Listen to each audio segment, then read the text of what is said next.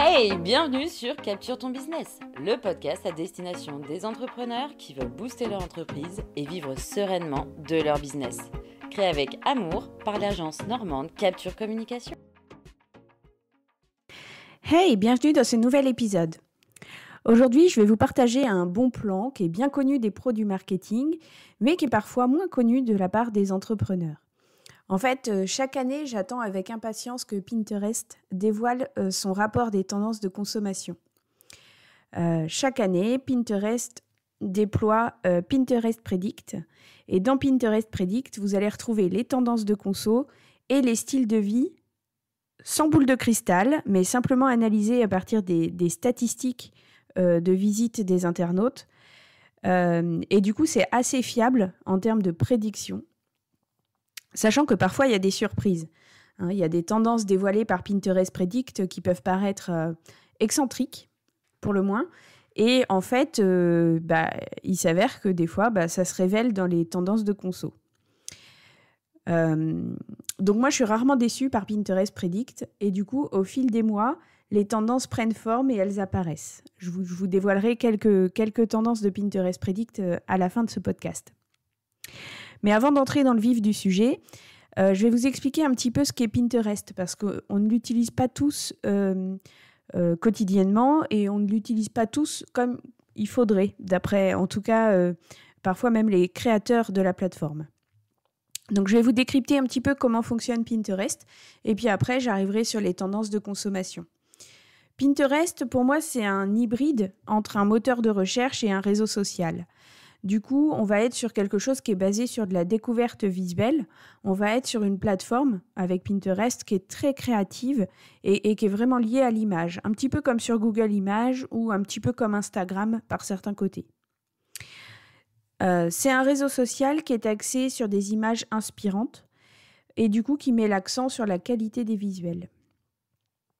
Néanmoins, il est moins social que les autres réseaux sociaux et c'est en ce sens que Pinterest est un hybride entre un réseau social et un moteur de recherche, puisque Evan Sharp, en 2011, avait défini comme ça la plateforme. En fait, pour lui, le public voyait Pinterest comme un réseau social alors que c'était un gros malentendu, puisque en fait, clairement, il le voyait plutôt comme un moteur de recherche qui facilite la découverte et qui donne une réponse à la curiosité des internautes. Avec un compte Pinterest, concrètement, vous avez possibilité d'atteindre une multitude d'idées qui va des recettes de cuisine à la déco, tout comme le style ou la préparation de votre mariage, etc. Contrairement à Instagram, où le contenu peut parfois sembler assez prévisible, parce que sur Instagram, vous fonctionnez avec une communauté, avec des centres d'intérêt, avec un algorithme qui va vous proposer des nouveaux contenus, certes, mais qui correspondent à vos goûts précédents. Et donc du coup, sur Instagram, on atteint vite une limite un petit peu, ou une limite à la découverte en quelque sorte. Vous allez retrouver un petit peu les mêmes choses tout le temps. Sur Facebook, on a la même gymnastique. Et bien sur Pinterest, parfois il y a des contenus qui vont pas vous plaire, mais parfois vous serez surpris, ça va matcher. Et en fait, c'est vraiment tout l'intérêt de Pinterest, c'est de faciliter la découverte de nouvelles expériences. Donc il y a 72% des utilisateurs qui considèrent Pinterest comme une source d'inspiration. Et du coup, c'est pas surprenant, c'est vraiment une conséquence directe de cet aspect de découverte qui est intrinsèque dans l'ADN de Pinterest. Le nom Pinterest, d'ailleurs, il provient de la combinaison des mots pin, qui veut dire épingler, et interest, qui veut dire intérêt. Donc vraiment des intérêts qu'on épingle. Et c'est comme ça que ça fonctionne dans Pinterest. Vous allez créer une épingle qui va comprendre un visuel, un texte et souvent un lien. Vous allez l'épingler dans votre propre tableau. Donc soit vous pouvez créer votre propre épingle, dans ce cas-là on dit qu'elle est native et ça c'est valorisé par la plateforme, soit vous pouvez réépingler et donc partager les épingles des autres et les accrocher dans votre propre tableau. Et de cette façon, vous allez pouvoir gérer Pinterest un peu comme on gère les favoris dans son ordinateur, c'est-à-dire ou les enregistrements sur Instagram. C'est-à-dire que vous allez retrouver des vieilles épingles, mais qui font partie de ce que vous aimez. sur Instagram, quand on enregistre des posts, si on a bien organisé sa catégorie d'enregistrement, on retrouve comme ça des vieux posts Instagram, ça permet d'éviter de les perdre. Et bien sur Pinterest, ça fait vraiment partie de la dynamique dès le départ de la plateforme. Donc les utilisateurs, ils créent des tableaux qui permettent d'avoir plusieurs visuels à l'intérieur. Ça peut être des carousels, ça peut être des vidéos, ça peut être des simples images. Mais surtout, chaque épingle va aborder une thématique précise. Et cette thématique, eh bien, vous allez la réépingler dans les tableaux que vous allez définir. Donc par exemple, si vous faites un tableau food, vous allez pouvoir regrouper toutes les recettes inspirantes que vous avez envie de reproduire, les recettes de cuisine. Mais vous allez pouvoir aussi, pourquoi pas, y mettre des bonnes adresses, des restos que vous aimeriez tester ou tout simplement des plats, des dressages que vous aimeriez faire à la maison. Mais Pinterest va au-delà d'une simple collecte d'images. En fait, en cliquant sur l'image, la vidéo, le carrousel ou le visuel, vous allez être redirigé vers la page web d'origine où est hébergé le contenu lié à ce visuel. Et du coup, c'est là qu'on a un outil qui est très sympa pour les entrepreneurs, puisqu'on a non seulement un réseau social qui permet de rendre votre contenu visible. Imaginons vous êtes un restaurant, eh bien, des personnes qui sont intéressées par la food, c'est potentiellement des clients. Eh bien, vous allez pouvoir créer des épingles qui mettent des liens vers votre site de restaurant. Si vous avez sur votre site internet en plus un module de réservation en ligne, eh bien du coup, les personnes peuvent atteindre votre module de réservation en moins de 3 clics. Et ça favorise ce qu'on appelle le taux de conversion et ça donne un outil qui est assez sympa puisque les liens vers les sites extérieurs sont valorisés dans Pinterest. Et donc, ça aussi, ça fait partie de leur ADN de découverte. Il faut savoir que Instagram, Facebook et LinkedIn font totalement l'inverse et pénalisent les posts qui ont des liens sortants, alors que c'est votre intérêt. Quand vous faites une story, par exemple, avec un lien vers un formulaire d'inscription, Instagram la pénalise naturellement un petit peu. Eh bien, dans Pinterest, c'est tout le contraire. Une épingle qui a un lien va être survalorisée par rapport à une épingle qu'on appelle épingle ID, qui ne serait pas accrochée à un lien. Donc, je ne suis pas là uniquement pour vous parler de Pinterest aujourd'hui. J'aimerais, maintenant que je vous ai présenté un petit peu la plateforme Pinterest, vous parler de Pinterest Predict. En fait, sur Pinterest, vous avez 482 millions de personnes qui l'utilisent pour planifier leurs projets. C'est le réseau social ou le moteur de recherche, suivant comment on se positionne, qui a le plus d'anticipation dans les achats des consommateurs. Je me souviens d'une époque dans ma tendre jeunesse où j'étais en école de commerce et j'avais des cours de comportement du consommateur et il fallait qu'on fasse un travail de veille titanesque, qu'on croise des informations de différentes sources pour détecter des tendances, lire de la presse experte, etc. Il fallait également qu'on fasse des études de marché avec des prédictions statistiques, etc. Tout ça, c'était assez lourd et parfois peu prédictible. Enfin, on avait des chances de se tromper. Là, la plateforme, en fait, elle offre une analyse de statistiques assez unique et sur un échantillon qui est assez grand. 482 millions de personnes à travers le monde, c'est assez important. Et du coup, ça permet à Pinterest Predict d'être sûr de ses prédictions à 80%. Ça veut dire que sur 10 prédictions qu'ils vont faire, il y en a 2 qui ne vont pas se réaliser, mais les 8 autres, vous pouvez être sûr qu'elles se réalisent. Alors, tout le jeu des marketeurs, c'est d'essayer de voir quelles seront les 8 bonnes cette année. Mais on ne peut pas le prédire à 100%.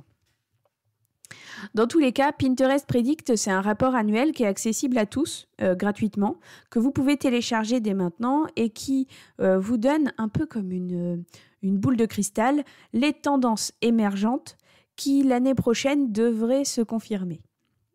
Donc, ça agit un petit peu comme un guide qui vous révèle un petit peu ce que les gens commencent à chercher sur 2023, mais qui va émerger sur 2024.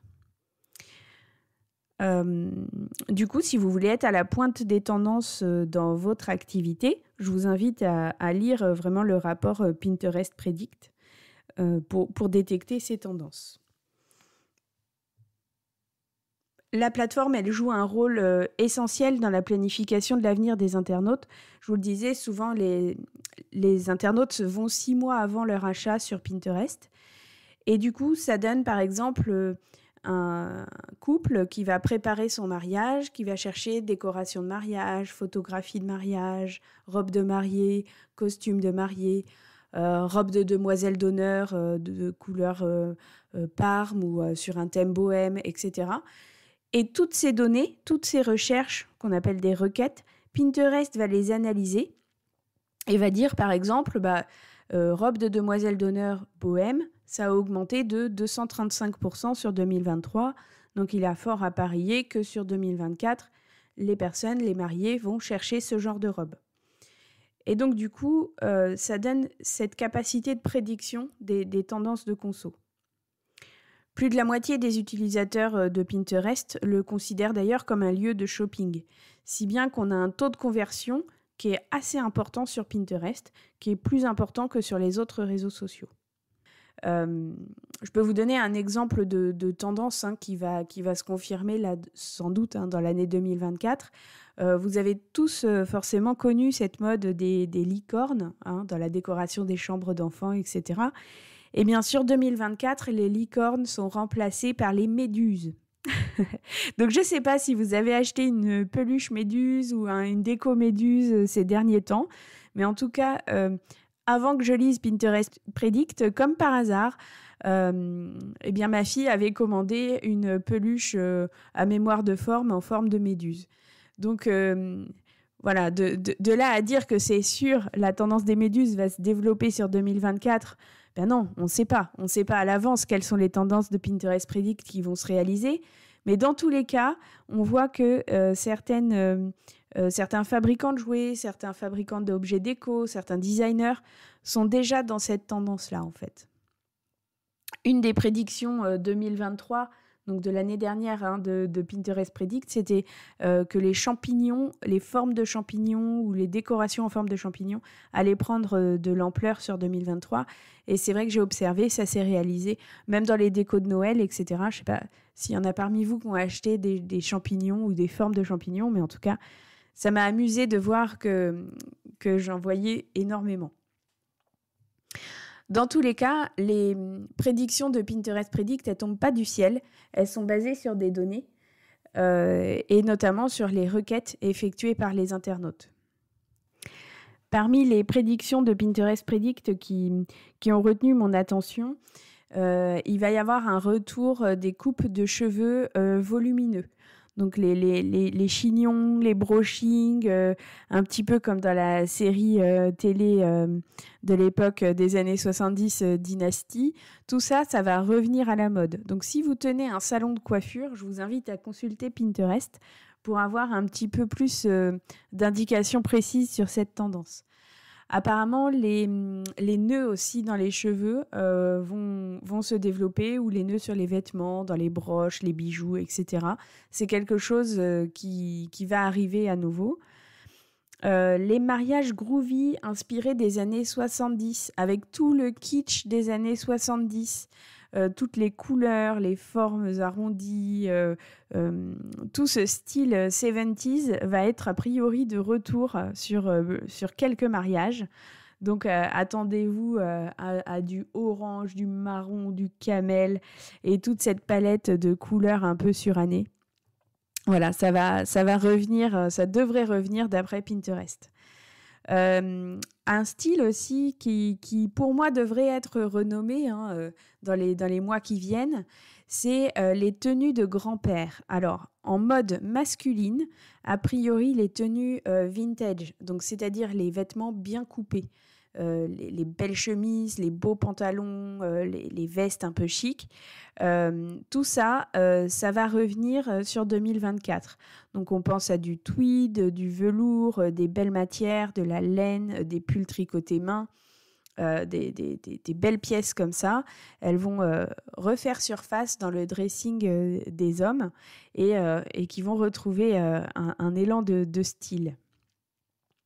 Il paraît aussi que les cuisines kitsch vont se développer. Donc, si vous avez une entreprise de cuisinistes ou d'aménagement intérieur, d'agencement intérieur, a priori, tout ce qui va être motif imprimé, motif coloré, des associations improbables aussi de matières et de couleurs, dans les cuisines, on va retrouver par exemple des couleurs vives de formica, des couleurs saturées un petit peu. On va retrouver ça dans la tendance de déco des cuisines.